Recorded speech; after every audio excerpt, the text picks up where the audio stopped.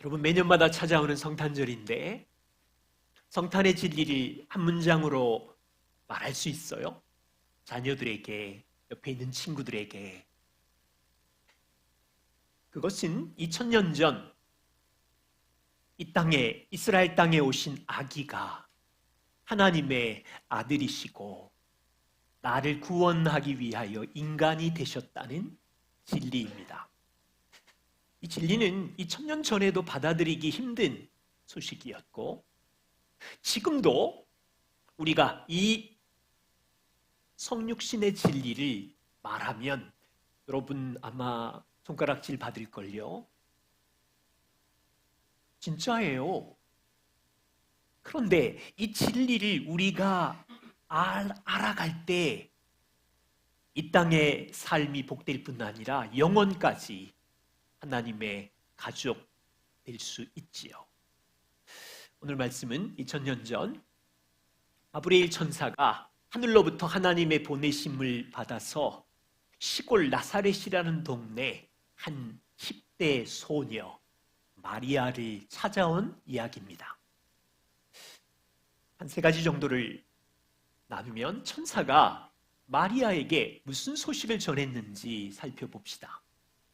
이 소식은 즉흥적인지, 얼마나 정교하게 준비된 소식인지 확인해 볼 것이고, 마리아에게 전해진 소식은 너의 태중에 하나님의 아들이 잉태된 소식이었는데 마리아는 깜짝 놀라요. 마리아의 반응은. 그리고 그 반응에 대해서 마리아는 어떻게 이해되지 않음에도 불구하고 순종으로 반응하였는지 확인한 후에 우리는 아기 예수님 앞에 어떻게 반응해야 하는지 함께 말씀을 나누려고 합니다. 첫 번째입니다. 여러분, 천사가 마리아에게 이 소식을 전할 때 역사적 배경을 이해할 필요가 있어요. 그 당시 이스라엘은 식민지였어요. 로마 제국의 식민지였고, 이스라엘은 누가 통치했냐면 로마 황제 가이사로부터 파송된 무자비하고 부패한 헤롯 총독이 이스라엘을 다스리고 있었어요.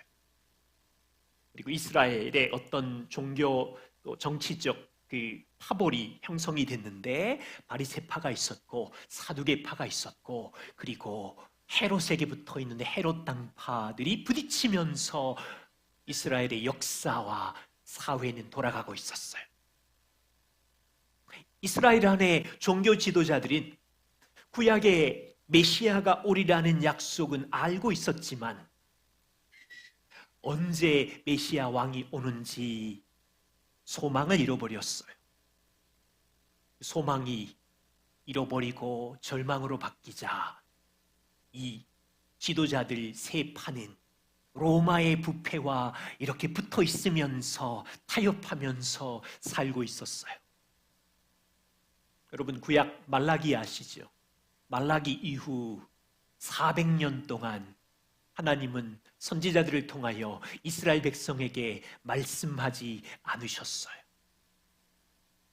가장 고통스러운 저주는 하나님의 말씀이 없는 시절이에요. 하나님이 침묵하실 때.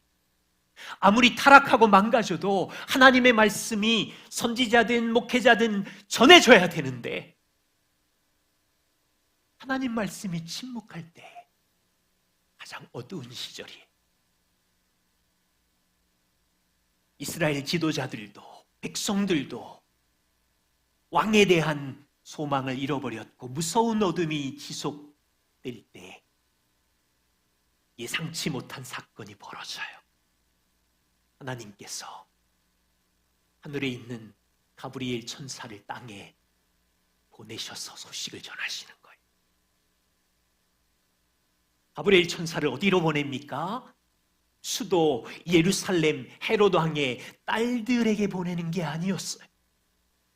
바리새인 중에 능력 있고 똑똑한 귀 부인에게 보낸 것이 아니었어요. 하나님은 아무도 눈여겨보지 않는 동네, 시골 동네, 무슨 선한 것이 나겠느냐라고 이미 그 문화 속에서 인정된 나사렛 동네에다가 가브리엘을 보냈어요. 그 중에서 가장 가난하고 하찮고 보잘것없고 탁월함이라고는 전혀 없는 평범한 10대 마리아에게 한 15, 16 정도 되었을까요? 가브리엘은 소망을 잃어버린 이스라엘에게 하나님의 아들이 온다는 소식을 선포하기 위해서 마리아에게 두 번째 나타나셔요. 첫 번째는 언제 나타난 거예요? 여러분, 오늘 시작하는 26절에 6달에 6번째 달에 무슨 의미입니까? 6달 전에 가브리엘은 첫 번째 나타났어요. 누구에게? 누가복음 1장을 보십시오.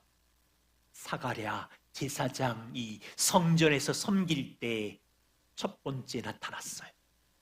사가랴와 그의 아내 엘리사벳은 흠이 없는 의로운 사람이었는데 인생에 한 가지 문제가 있어요. 나이가 들었는데 자식이 없어요. 아마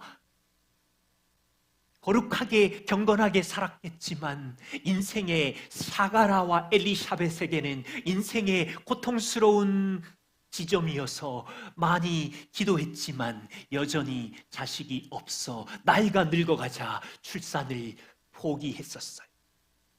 그때 1장 13절 보십시오. 천사는 사가랴에게 사가랴여 무서워 말아라. 너의 간구함이 들렸고 늙어 잉태하지 못하는 내 아내 엘리사벳이 아들을 낳으리니 낳으면 이름을 요한이라고 해라. 첫 번째 나타났어요. 가브리엘 천사는요, 사가랴에게 세례 요한의 출생을 말한 거예요. 세례 요한이 누군가요? 구약에 약속된 왕 메시아가 오신다는 것을 예비하는 선지자, 마지막 선지자. 가브리엘 천사는 세례 요한의 출생을 6달 전에 칠흑 같은 어둠의 역사 속에 왕을 예비하는 소식을 알리려고 나타난 거예요. 엘리사벳은 나이가 많았잖아요. 창피하잖아요. 24절을 보시면 5달 동안 숨어 있었어요. 그리고 6번째 달째 천사 가브리엘이 마리아에게 나타나서 하나님의 아들의 소식을 전하고 있어요.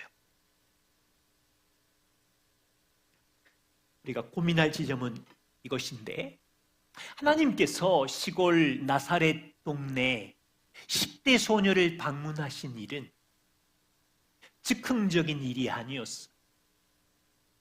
갑자기 하나님께서 다급하셔서 엉뚱하게 작전을 펼친 일이 아니었어. 오래전부터 하나님은 놀라운 구원 계획을 따라 진행해 오고 있었고, 여러분, 일반 사회 속에서도 중요한 일은 급하게 진행하지 않아. 절대로 준비 기간이 많아요. 최근에 오늘 이제 발표하실 텐데, 성탄 발표, 우리 자녀들 그 5분, 10분 준비하려고 2달 전부터 애를 썼죠. 그 발표를 위해서. 정말 중요한 일인 많은 시간이 걸려서 그 일이 일어나요. 월드컵, 올림픽, 에이펙 등등 거대한 행사들인 3년, 4년, 10년을 준비한다고요. 오래전부터 하나님의 구원 계획은 준비되었어요. 언제부터? 성경을 읽어보십시오. 700년 전 이사야 선지자에게 주신 약속 기억하세요? 이사야 7장 14절. 이사야야, 때가 되면 봐라. 처녀가 잉태하여 아들을 낳을 것이니 그의 이름은 임마누엘이라. 700년 전부터 그 아들은 준비되었어요.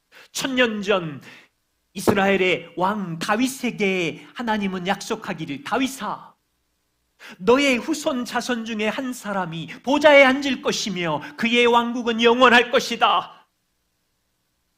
1000년 전? 아니요, 2000년 전 아브라함에게 하신 언약을 기억하세요? 아브라함의 자손 씨로부터 천하 만민에게 복을 주는 일이 있을 것이다.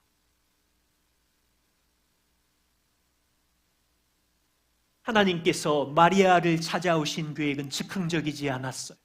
700년 전, 1000년 전, 2000년 전 거슬러 오래전에 계획했고요. 더 오래전 아담과 하와가 죄를 범하였을 때 창세기 3장 15절 여자의 후손을 약속하셨어요.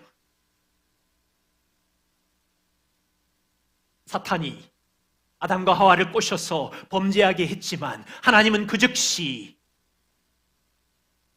아담과 하와 여자의 후손을 통하여 뱀의 머리를, 사단의 머리를 깨부시는 여자의 후손이 태어나면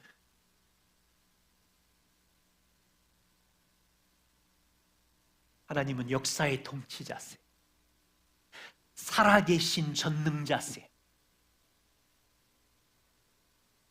저 지금 그냥 신화를 얘기하는 게 아니에요. 하나님의 구원 계획은 인간이 절대로 할 수 없기에 하나님께서 아담과 하와가 불순종하는 그때부터 준비하시고 계획하시고 약속하시고 역사 속에서 주권적으로 의도적으로 진행하시고. 잘 보세요. 아담과 하와가 불순종할 때 인간은 다 망가졌어요. 내버려두면 온 인류가 죄로 인하여 번복이 될 걸 아시자 인간 스스로의 힘으로는 불가능성을 아신 하나님께서 내가 할 것이다. 여자의 후손을 통하여 구원을 이루리라. 내가 할 거야. 온 인류가 하나님을 떠나 우상숭배를 할 때 갈대아 우루 우상숭배의 거주지 있었던 거기 아브라함을 불러내요. 인간에게는 우상숭배로 인하여 망가져서 하나님께 저주를 받을 수밖에 없는 그 순간 하나님께서는 역사에 개입하시면서 아브라함 한 가정을 불러 아브라함아, 너의 자손을 통하여 너의 씨를 통하여 열방을 축복할 구원자를 줄 것이다. 그리고 아브라함의 후손이 이스라엘이 되고 왕국 시대가 될 때 다윗이 성전을 짓겠다고 할 때 아니 넌 아니야 그러면서 주신 3화 7장의 언약 기억하세요? 다윗아, 내가 너의 자손 중에 메시아를 세워 너의 나라는 해지지 않는 영원한 통치의 나라, 너의 후손 중에 왕을 주겠다. 내가 할 거야. 그것뿐인가요? 하나님은 남유다와 북이스라엘이 절망하고 우상숭배하고 하나님을 떠날 때마다 선지자들을 불러서 너희가 망가졌지만 나에게는 해결책이 있어. 때가 되면 내가 처녀에게 아기를 태어나게 할 거고 그 아기가 구원자가 될 거야. 그는 영존한 아버지며 그는 전능자며. 이사야 53장에 가면 그 메시아는 온 인류의 죄를 지고 죽어가는 왕이야. 이해되지 않는 이야기. 미가에게는 그 아기가 태어나는 장소는 베들레헴이야. 여러분, 성경을 보시면 지금 마리아에게 온 이 천사는 즉흥적인 사건이 아니라고요. 수천 년 처음부터 준비된 구원의 계획, 하나님의 주권적인 능력으로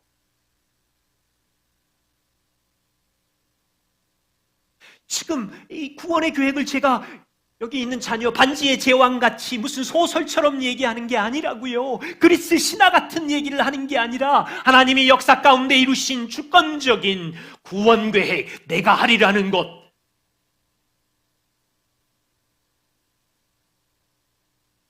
로마의 식민지에 있던 이스라엘 400년 어둠의 침묵의 시간, 사람으로서는 도저히 불가능한 그 시절에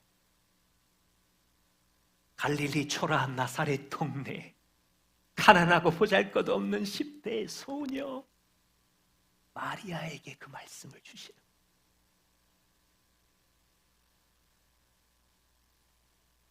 하나님은 영원전부터 우리를 사랑하사 구원 계획을 한 번도 잊어버리신 적이 없으시고, 때가 참에 천사 가브리엘이 마리아에게 전한 소식, 수천 년 진행된 구원 소식, 인간 역사의 가장 아름다운 소식, 여러분 그 소식이 뭔지 천사가 전한 소식을 우리 목소리로 한번 읽어봅시다.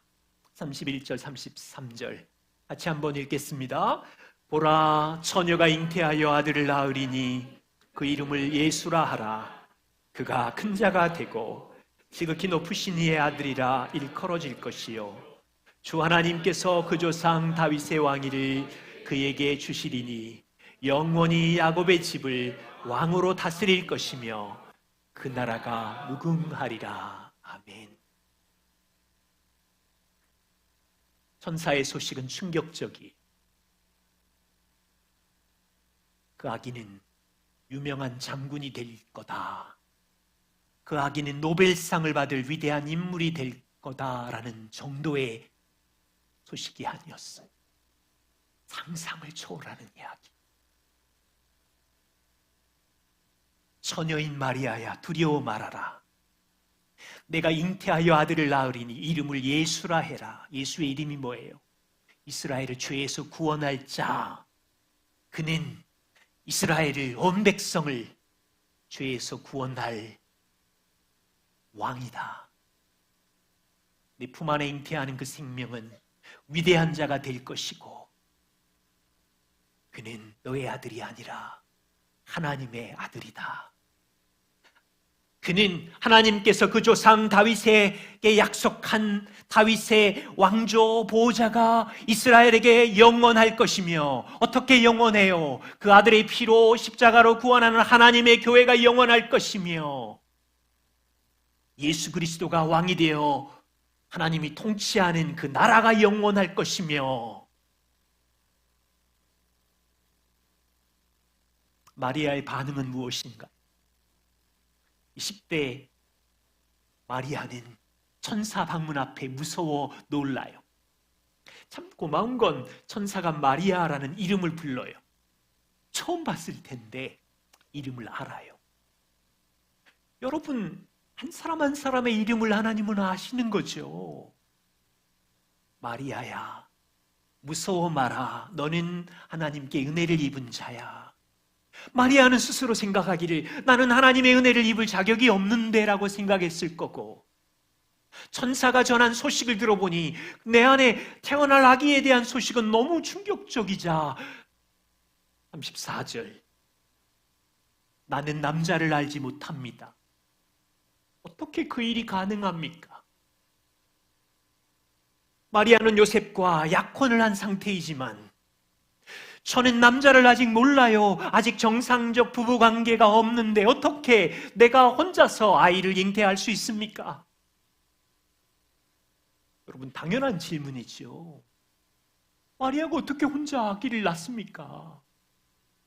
생물학적으로 불가능하잖아요. 초등학교 3, 4학년만 되면 아는 지식이지요.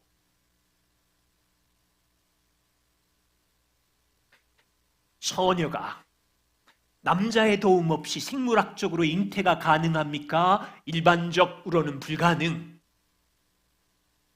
그런데요, 아브라함이 75세 자식이 한 명도 없었는데 하나님께서 어떻게 아브라함의 씨를 통해서 모든 열방을 축복한다는 것일까요? 아브라함이 99세가 되었을 때 천사가 와서 내년에 너희 안에 씨 생명이 있을 거야 그러자 아브라함과 사라는 웃었어요. 제발 그만하시라고. 저기 종 재로도 충분하다고. 아브라함과 사라는 생물학적으로 자녀를 놓을 수 없다는 걸 알았다고요. 그러나 하나님은 전능자이기에 하실 수 있는 분이죠. 다윗은 하나님이 자기의 자손을 통해서 왕권이 영원히 지속된다고 하나님이 말씀하셨을 때 어떻게 그것이 가능한지 알지 못했어요. 하나님이 하신다고 하니까 믿는 거예요. 선지자들을 보세요. 앞으로 오실 왕은 처녀의 몸에서 오신다. 어떻게 오시는지 선지자들은 몰랐어요. 베들레헴에 오신다. 고난의 종으로 오신다. 어떻게 되는지 몰랐어요. 모든 믿음의 사람들인 자신의 지식으로는, 상식으로는 불가능한 일이지만 하나님이 말씀하셨기에 믿었다고요. 천사가 그렇게 답하잖아요. 마리아야, 이것은 인간의 능력으로는 불가능한 일이다. 전능하신 하나님께서는 불가능이 없으시고 신비한 방법으로 너에게 아기를 잉태케 할 거야. 35절 37절 보십시오.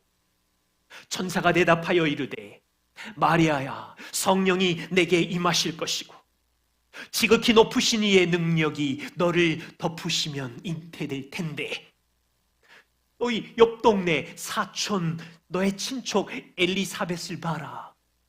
늙어서 아들을 뵐 수 없는, 임신하지 못하는 이로 도시에 소문이 난 그가 하나님의 능력으로 임신하여 6달이 되었으니 하나님의 모든 말씀은 능치 못함이 없으며 남자의 도움 없이 너에게도 하나님의 능력이 덮여서 그렇게 될 거다. 여기 중요한 질문을 하나 해야 돼요. 마리아가 남자의 도움 없이 성령으로 아기를 잉태하는 것 믿기 어렵지. 그 다음 질문은 우리가 예수 그리스도를 믿음으로 새 생명, 거듭남, 이건 인간의 힘으로 가능한가요?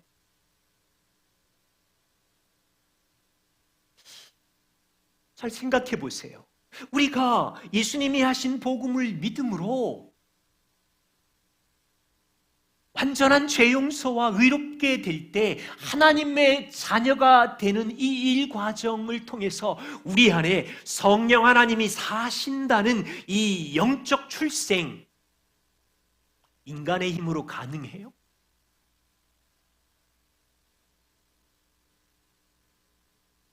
마리아 처녀의 몸에 아기가 잉태되는 것도 불가능한 일이지만 더러운 죄인인 저와 우리가 복음을 믿음으로 하나님의 자녀라는 영원한 생명을 얻는 것 가능해요? 성령이 우리 안에 사는 것 생물학적, 과학적으로 불가능한 일이잖아요. 영적 출생은 어떻게 일어난 일입니까? 바울은 이것에 대해서 이렇게 말해요. 여러 군데서 이야기하는데 디도서 3장 3절과 7절을 보시죠. 우리가 전에는, 예수님을 알기 전에는, 복음을 믿기 전에는 어떤 존재였냐면 세상에서 어리석은 자였고 도덕적으로도 순종하지 않는 자였고 속은 자요, 이 땅의 문화와 정력과 행락을 따라서 종노릇하면서 살던 자였고 악독과 투기를 일삼는 자였고 우리끼리도 가증한 자요, 피차 서로 미워하면서 인생을 살았던 자였으나 영적으로 죽은 사람들, 하나님의 생명이 없는 사람들, 어떻게 이런 죄인, 망가진 죽은 자를 하나님의 생명으로 잉태할 수 있죠? 우리 힘으로? 열심히 기도해서? 세상에. 바울은 이렇게 말해요. 우리 구주 하나님의 자비와 사람 사랑하심이 나타나 우리를 구원하시되 사람을 사랑해서 아들이 보좌에서 끌어내려서 아기로 태어나시고 살게 하시고 십자가에 죽게 하시고 부활하게 하신 그 하나님의 자비하심과 사랑하심이 나타나서 구원을 얻었는데, 그것은 우리의 행한 바 의로운 행위로 말미암은 것이 아니라 어떻게 영적 출생이 가능했냐면 오직 그의 긍휼하심을 따라 중생의 씻음과 예수 그리스도의 십자가의 피로 씻음과 성령이 우리 안에 새롭게 하심으로 된 일인데, 우리 구주 예수 그리스도로 말미암아 우리에게 성령을 풍성히 부어주셔서 그 은혜를 힘입어 제 용서를 받았을 뿐 아니라 의롭다함을 받았을 뿐 아니라 우리의 소속은 땅만이 아니라 영원한 상속자까지 되었다. 우리가 한 일이 있어요. 우리의 아무리 착한 선행의 의로운 행위로도 안 돼요. 우리의 착한 선행으로는 50평 아파트는 살 수 있지만 이 약속은 하나도 할 수가 없어요.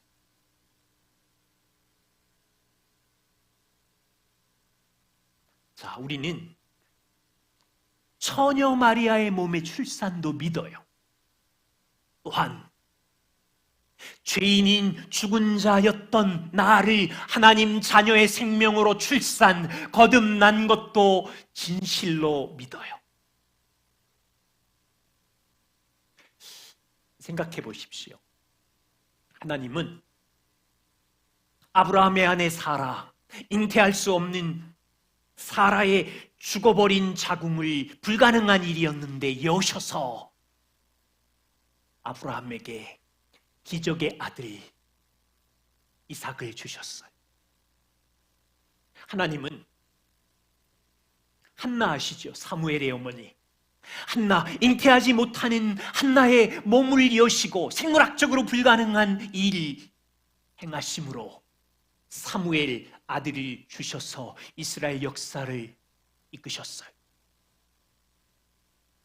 누가복음 1장, 하나님은 노인네 엘리사벳의 잉태하지 못하는 몸을 여셨고 예수님보다 6개월 앞서서 세례 요한을 낳아 메시아의 길을 예비하게 하신 전능한 분이세요.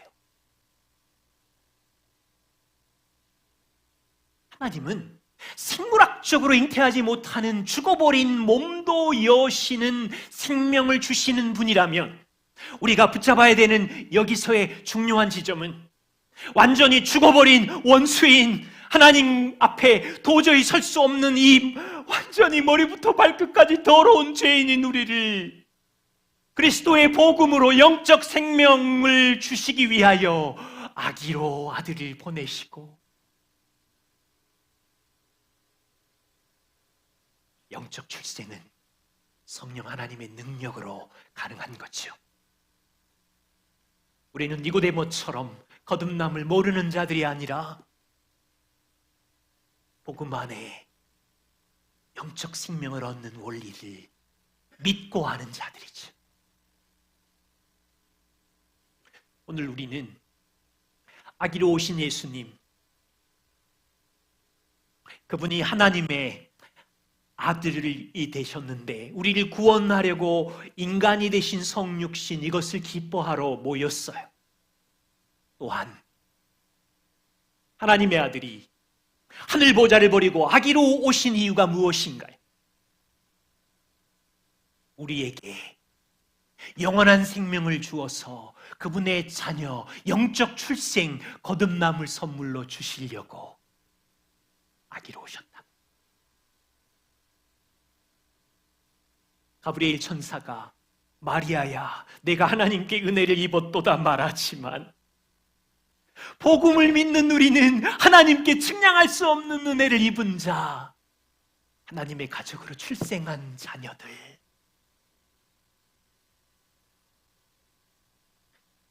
팀 켈러는 이렇게 말해요. 모든 그리스도인은 마리아와 같습니다. 그리스도를 믿는 사람은 누구나 성령으로 말미암아 그들 안에 너희 안에 계신 그리스도 곧 영광의 소망과 함께 있습니다. 흠이 많고 미천한 우리에게 하나님이 이런 엄청난 선물, 영원한 생명을 주셨으니 우리도 똑같이 마리아처럼 충격에 휩싸여야 합니다. 이런 경이로움을 마음에 안고 사는 것이 복음을 깨달은 사람입니다.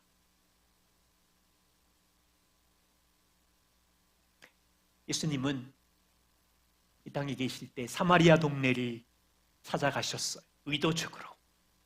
남편이 6명인 그 도시에 왕따 당하는 여인을 일부러 찾아가셨어요. 그리고 그녀에게 내가 주는 물을 마시는 자는 영원히 목마르지 아니할 거야. 내가 주는 물은 영생하도록 솟아나는 샘물이 될 거야. 예수님 찾아가신 이유가 뭔가요? 도시에 상처 입은 거 조금 도닥거려 주려고? 아니요, 아니요. 그녀를 하나님의 가족으로 출생 거듭나게 하려고. 그녀에게 영원히 목마르지 않는 샘물이신 그리스도를 그녀 안에 주셔서 그녀가 경이로움으로 삶을 살게 하려고. 부활하신 예수님께서 복음의 해방자고 파괴자인 바울, 길길이 날뛰면서 예수 믿는 자를 감옥에 쳐넣으려고 다메섹으로 가던 길에 부활하신 주님이 바울을 찾아오셨어요. 그리고 바울이 하나님의 생명 안에 출생했고, 바울은 평생 동안 내 안에 계신 그리스도의 경이로움을 품고 살았어요. 그리고 선한 일을 마치고 주의 나라에 있는 거죠. 오늘 우리는 처녀 마리아의 몸에 아기로 오신 이 경이로움을 찬양합니다. 그렇다면 그 아기로 인하여 내가 하나님의 영원한 생명, 자녀로 출생했다는, 내 안에 그리스도의 영, 성령이 함께 하신다는 이 경이로움을 품고 찬양하고 기뻐하면서 살아야지. 세상에 없는 비밀. 마리아는 38절에 순종합니다. 주의 여종이오니 말씀대로 내게 이루어 주십시오. 예스라고 말한 거죠. 그런데 보세요. 이게 한 번에 그냥 단순한 순종 예스가 아니라 이것을 받아들인 마리아의 인생의 10년, 20년, 30년 계속되는 여러 가지 미래에 일어날 일에 대한 고난, 비난을 감당한 예스라는 거 아세요? 10대 소녀 마리아는 예스, 주의 뜻대로 되십시오 이렇게 동의하자 앞으로 당할 비난과 수치를 견디는 일에 동의한 거예요. 천사가 떠나면 마리아는 이제 가족들과 친구들에게 성령이 내게 임하셔서 아기를 잉태하게 해주셨어요 주장할 때 믿을까요? 아마 오늘날 같으면 산부인과 데리고 가든지 정신병원에 데리고 가든지. 마리아는 예비 신랑 요셉이 걱정되는 거예요. 우리는 다 알지만 요셉이 나를 받아줄까 두렵고. 마리아는 이 모든 일에 대해서 저는 종이오니 내게 말씀이 이루어지이다. 마리아는 천사로부터 너 안에 품은 그 아기는 하나님의 아들이다 라고 했다면, 엄마 여러분, 얘네들도 하나님의 아들, 딸이지만 그 아이들을 양육하는 동안 우리의 감정이 얼마나 출렁거려요. 그런데 마리아 품에 안은 것은 하나님의 아들이라고 직접 들었으니 마리아의 양육은 얼마나 부담이었겠어. 추위에 아기 예수가 상상해 보는 거예요. 감기가 걸렸을 때 마음이 어땠을까? 아빠의 목공소에서 날카로운 도구를 집어들고 작업을 할 때 그녀의 마음은 어땠을까요?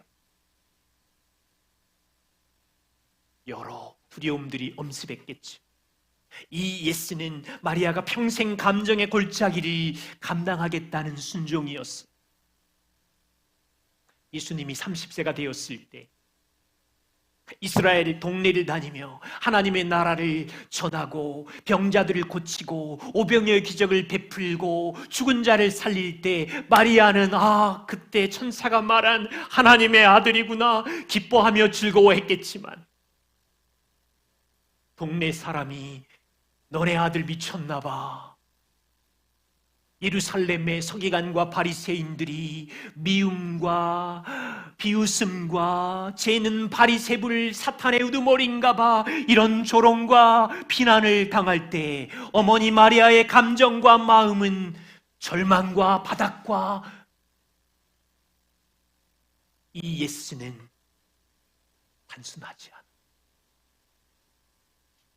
아들이 십자가 위로 걸어갈 때, 제사장의 뜰에서 신문을 받을 때, 그 아들이 십자가 위에서 외치며 죽어갈 때 이 엄마의 마음에 찢어지는 이곳 속에 여전히 마리아는 기억했겠죠.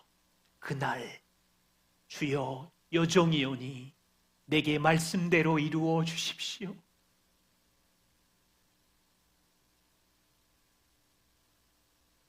이건 마리아만 이렇지 않아요. 모든 성도들, 성령께서 여러분에게 새 생명을 주셨어요. 저에게도. 그럼 마리아처럼 주의 종이오니 말씀대로 이루게 하소서, 이 말은 마리아의 고백일 뿐 아니라 저와 우리의 고백이라는 거 아세요? 예수를 믿는다는 것, 혼자 사는 게 아니라 주인이신 주님과 사는 복된 삶이지만, 마리아가 감당한 세상에서의 비난과 조롱과 감정의 롤러코스터, 이 모든 일이 있을 때 우리는 동일한 주의 종이오니 말씀대로 하십시오. 우리가 일상을 사는 동안 육신의 아버지가 있는데 내게는 하늘의 아버지가 있어, 그러면 친구들이 속으로 비웃겠죠. 주여 말씀대로 하십시오. 나는 내 안에 그리스도께서 사셔 라고 말하면, 여러분 믿지 않는 가정에서는 어떻습니까? 믿지 않는 가정에서는 배우자가 이상한 눈으로 볼 거 아니에요. 지 혼자 살면서 왜 그 안에 그리스도가 사신대. 여러분 가정 예배 해보세요. 내 안에 계신 성령님이 이런 기쁨을 주셨어. 우리 아이들은 토끼 눈을 뜨고 엄마 아빠는 정말 이상해. 주여 종이오니 말씀대로 하십시오. 직장 동료들에게 나 진짜 너랑 찐 친구인데, 친구야, 죽으면 끝이 아니야. 영원한 나라가 있다고. 예수님을 믿어야 죄 문제와 의의 문제를 해결해서 의로우신 하나님 앞에 설 수 있지. 거절감이 두려우셔서 잘 안 하시죠. 그 진리를 말하면 마리아와 같은 비난과 야유와 조롱을 각오하며 주여 말씀하십시오. 종이 말씀대로 될 줄 믿습니다.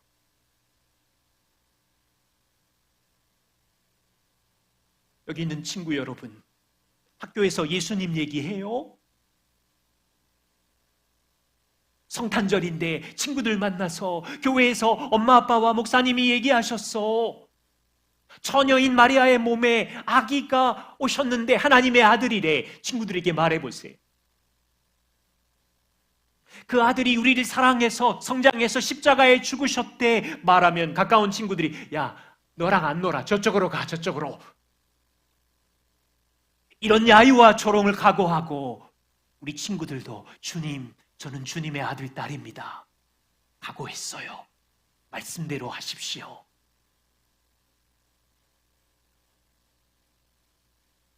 우리가 주님께 순종하는 이유가 있습니다.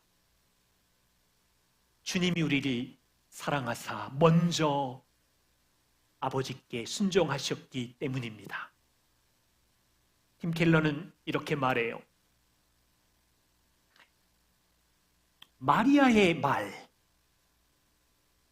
말씀대로 내게 이루어지이다, 이 말은 훗날 그녀의 아들이 예수님이 하신 말씀과 비슷합니다. 예수님은 겟세마네 동산에서 나의 원대로 마옵시고 아버지의 원대로 하옵소서 하며 아버지께 순종했습니다. 마리아는 예수님께서 자기를 위해서 십자가에 죽는 일을 해주시는 일을 하기 전에, 이것을 알기 전에 이렇게 순종했습니다. 마리아도 예수님을 위해서 희생했지만 예수님은 마리아를 위해 십자가에서 무한히 더 많이 희생했습니다. 마리아도 말씀에 순종했지만 하나님의 아들은 얼마나 많이 순종했습니까? 하늘 보좌에서 땅까지 얼마나 멀리 내려오셔서 순종했는지 생각해 보십시오.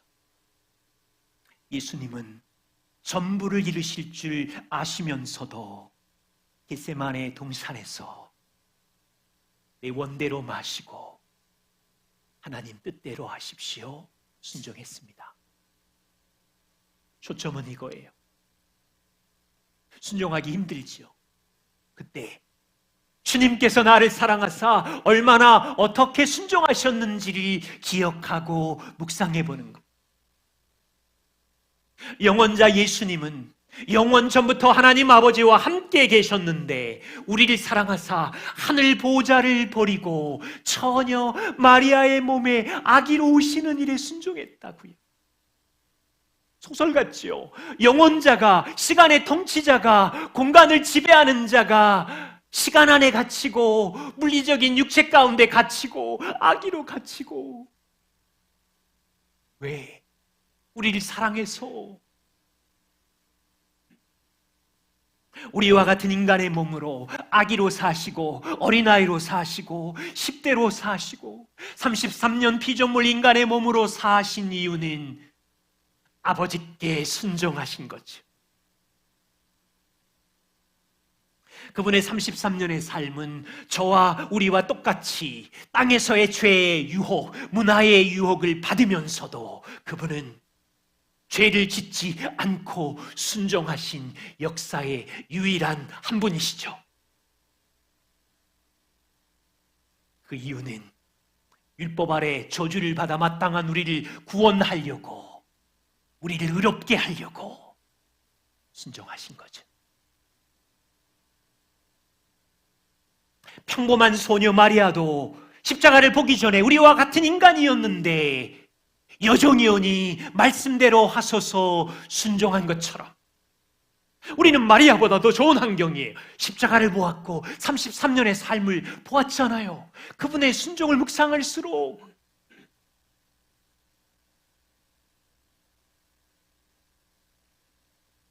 저는 청년 시절부터 돌아보면 종종 이 말을 하고 싶을 때도 있고 부담스러워서 안 할 때도 있었어. 주여 종이오니 말씀대로 하소서. 어떨 때는 내 마음대로 하고 싶을 때가 많았고,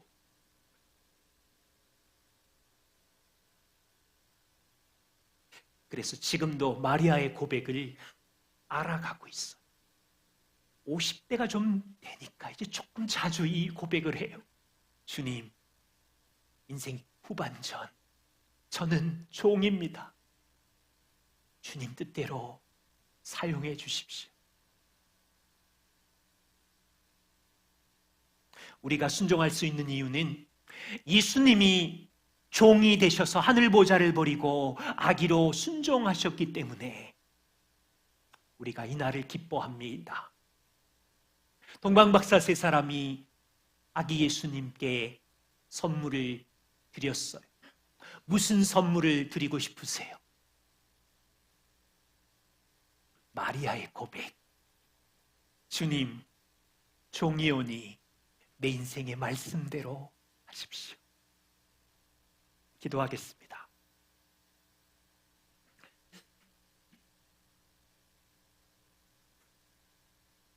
하나님,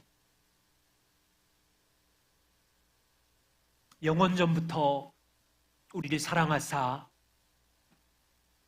여자의 후손으로 오실 자를 약속하시고 만민을 축복할 아브라함의 자손, 다윗의 자손, 수많은 구약의 예언을 통하여 2000년 전 마리아의 태중에 하나님의 아들 생명을 잉태케 하는 은혜를 주시니 감사합니다. 그 일로, 그의 삶과 십자가로 우리 안에 성령으로 하나님의 자녀로 영적 출생, 거듭남을 주시니 감사합니다. 이 경이로움을 찬양합니다.